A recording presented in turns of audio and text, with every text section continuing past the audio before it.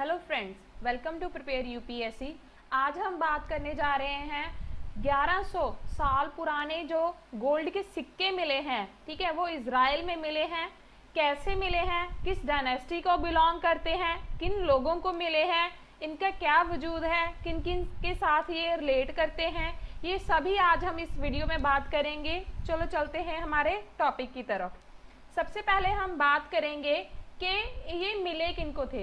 ये दो टीनेजर हैं, वॉलंटियर्स हैं, जिन्होंने 425 सिक्के उन्होंने गोल्ड के प्राप्त किए हैं। प्राप्त करने का ये मतलब नहीं है कि उनको कहीं से मिले हैं दान में या फिर उनको प्राइज मिले हैं, पर उन्होंने खुद ढूंढे हैं एक आर्कियोलॉजिकल साइट से। ठीक है, ये साइट वहाँ पर वो वैसे ही जा रहे थे, कहते हैं उन्होंने अपने इंटरव्यू में बताया है कि वो वहीं से जा रहे थे कि उन्हें अचानक लगा कि ये कुछ पत्ते गिरे हुए हैं। ठीक है, पर जब उन्होंने ध्यान से देखा तो उनको पता लगा कि ये पत्ते नहीं बल्कि ये गोल्ड के सिक्के हैं। ठीक है, तो जिसने भी ये सिक्के वहां पर रखे थे 1100 साल पहले, उसने इस उम्मीद से रखे थे कि मैं आकर वहां से निकालूंगा।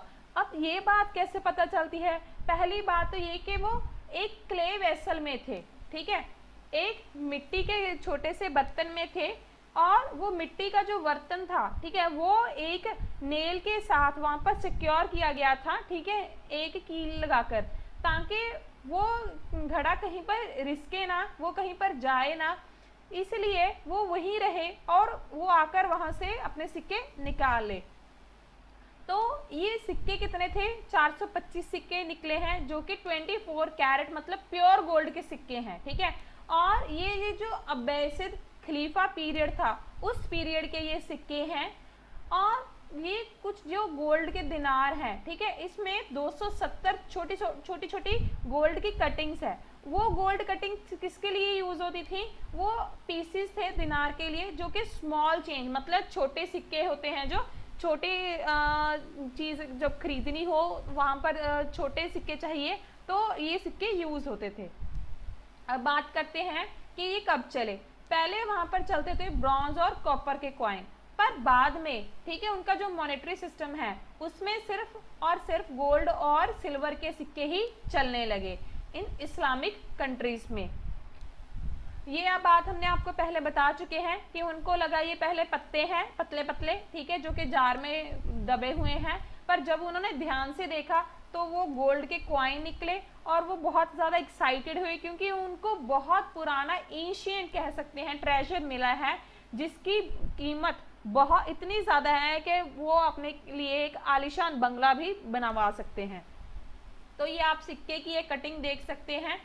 ये सिक्का इसलिए भी स्पेशल है क्योंकि ये किसी और डायनेस्टी को बिलोंग करता है। ये एक ही सिक्का है जो वहां पर मिला है, वो बिलोंग करता है बाइजेंटियन एम्परर थियोफिलस के। आप उनके ये सिक्के देख सकते हैं, ये और ये पिछला, ये देख सकते हैं, दोनों एक जैसे लग रहे हैं देखने में।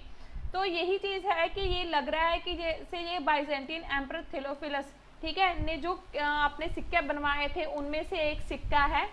और लगता है, चाहे मानते हैं कि ये दोनों एक एम्परर थियोफिलस और एक अब्बास जो खलीफा डायनेस्टी है, ये दोनों आपस में राइवलरीज हैं, पर इन दोनों का कोई ट्रेड में कनेक्शन जरूर नजर आता है इन सिक्कों में देखकर। तो आप जान सकते हैं, ये रहा इजराइल, ये है मेडिटेरियन सी, मेडिटेरियन के सी यहाँ पर है इजिप्ट, इजराइल, और इजराइल के यहाँ पर जो ये जो यूवेन शहर है, ठीक है, यहाँ पर वो सिक्के मिले हैं।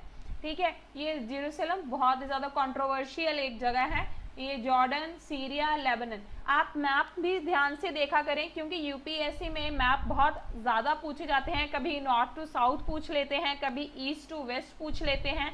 तो इन सभी चीज़ों का ध्यान रखें कि पहली बात तो ये कि मेडिटेरियन जो सी है, इसके साइड में जितने भी देश आते हैं उन सभी के बारे में आप जान लें। स्पेशली अब इजराइल न्यूज़ में है, ठीक है, न्यूज़ में एक और है टर्की जो लेबनान के ऊपर है। ठीक है, टर्की ने एक अपने नेचुरल गैस का भंडार ढूंढा है, वो भी हम कभी वीडियो में बनाएंगे, उस पर भी कवर करेंगे, पर मैप के लिए वो चीज़ें भी ज़रूरी हैं। अब बात करते हैं इस्लामिक सैयद खलीफा। ये एक डायनेस्टी है जो आज के ज़माने में, ठीक है, अल्जीरिया से अफगानिस्तान तक फैली हुई है। ठीक है, उस समय ये फैली हुई थी। तो 425 सिक्के मिले हैं जो कि 24 कैरेट के हैं, जिनका वेट 840 ग्राम है। ठीक है, ये बहुत ही बड़ी बात है। सिर्फ ये ग्राम के लिए ही इंपॉर्टेंट नहीं है, पर जो इसके साथ एंशिएंट डायनेस्टी का लिंक जुड़ा है उसके हिसाब से ये बहुत ही ज़्यादा इम्पॉर्टेंट है और कीमती है। फिर जो अब्बासिद खलीफा का पीरियड था उसे इस्लाम की गोल्डन एज भी कहा जाता है, क्योंकि इसी समय दौरान इस्लाम बहुत ही ज़्यादा आगे बढ़ा है।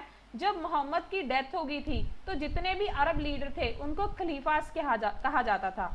खलीफा ही थे जिन्होंने बगदाद सिटी को बसाया था, उसी को इस्टेब्लिश किया था, और ये अब्बासिद खलीफा का एक हब, मतलब एक सेंट्रल पॉइंट बन गया था जहां से वो सभी जगह अपना प्रचार कर रहे थे। ये मेन एक पॉइंट था, जैसे इंडिया में हम दिल्ली को मान सकते हैं। तो यहीं तक थी हमारी वीडियो, और हमारी इस वीडियो के साथ जुड़े रहें। इसका एक और आगे पार्ट अब्बासिद डायनेस्टी और खलीफा के बारे में हम बनाएंगे। आप हमारे साथ इस वीडियो के साथ जुड़े रहें। धन्यवाद।